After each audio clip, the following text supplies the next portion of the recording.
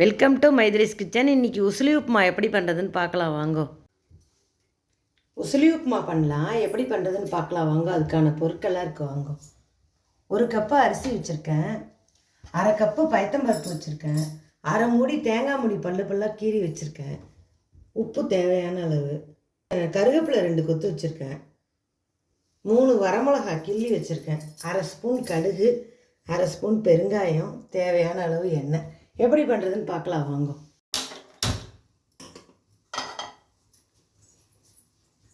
அடுப்பு பற்ற வச்சு இலுப்பச்சட்டி வச்சுருக்கேன், சூடு ஏறட்ட நம்ம வறுத்துக்கலாம். உசிலி உப்புமாக்கு வறுத்துட்டு தான் பண்ணணும், வறுத்துக்கலாம். எப்படி பண்ணுறதுன்னு பார்க்கலாம். சூடு ஏறட்டும் இலுப்பச்சட்டி. பயத்தம்பருப்பு போடுறேன், பயத்தம்பருப்பு வறுத்து எடுத்துக்கலாம்.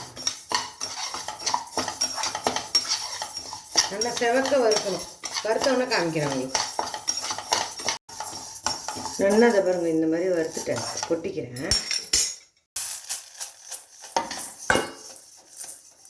வறுத்துன்னு இருக்கேன் பாருங்க, செவக்க நல்லா வறுத்துன்ட்டேன். இப்போ அரிசியை வறுக்கலாம் நம்ம அதேமாரி இருக்கேன். அரிசியும் அதேமாரி நம்ம வறுத்து எடுத்துக்கலாம், வறுத்தாதான் நல்லா இருக்கும். உசிலி பெருசாகவே வச்சு வறுக்கலாம், செவக்க வறுத்துட்டு காமிக்கிறேன் உங்ககிட்ட பாருங்க. பாருங்கள், இந்த அளவுக்கு நல்லா செவக்க வறுத்துன்ட்டேன். அடுப்பை அணைக்கிறேன். இப்போ குக்கர் வைக்கிறத பார்க்கலாம்.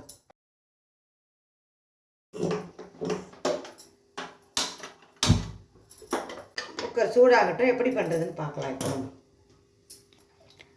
எண்ணெய் ஊற்றுறேன் பாருங்கள், ஊற்றிருக்கேன், 2 ஸ்பூன் ஊற்றிருக்கேன். இப்போ கடுகு போடுறேன், கடுகு வெடிக்கிட்டோம். இப்போ மிளகா போடலாம், வரமிளகா கிள்ளி வச்சுருக்கேன், 4 மிளகா, சின்ன மிளகா தான். பெருங்காயம் போடுறேன், அது நல்லா பொரியிட்டு.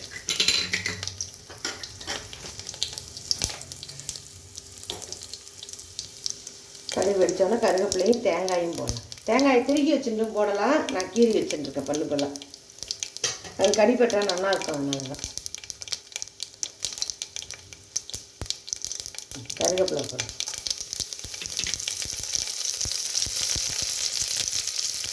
தேங்காய் இதிலே போட்டேன். கடுகு வெடிச்சிட்டு தேங்காய் போட்டேன்.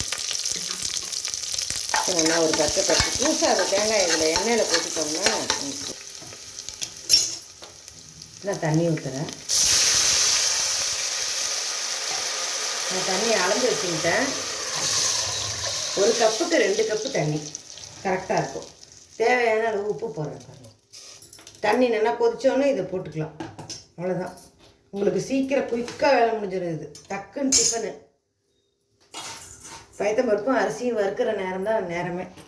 அதபடி தண்ணி சூடு வந்தோன்னே இதை போட்டு ஒரு சவுண்டு விட்டால் சூப்பராக ரெடி ஆகிடும். நல்லா தண்ணி கொதிக்குது. இப்போ இந்த அரிசியை போடுறேன் பாருங்க. நல்லா கலரி விட்டு 1 விசில் விட்டால் போதும். இப்போ மூடிடலாம். அந்த ஸ்டேஜில்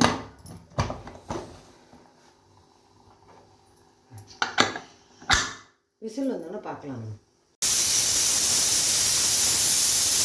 இப்போ விசில் வந்துடுத்து, அடுப்பை அணைக்கிறேன் நான். கூலானோன்னு பார்க்கலாம். நம்ம குக்கர் கூலாயிடுச்சு, திறக்கலாம்.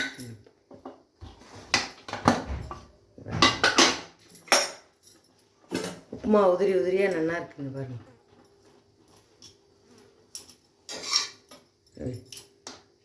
உசிலி உப்புமா ரெடி பாருங்க. இப்படி உதிரி உதிரியாக இருக்கு பாருங்க. எண்ணெய் செலவும் இல்லை, நல்லாயிருக்கும். சாப்பிட்லாம், எல்லோரும் சாப்பிட்லாம். அரிசி உப்புமா ரெடி.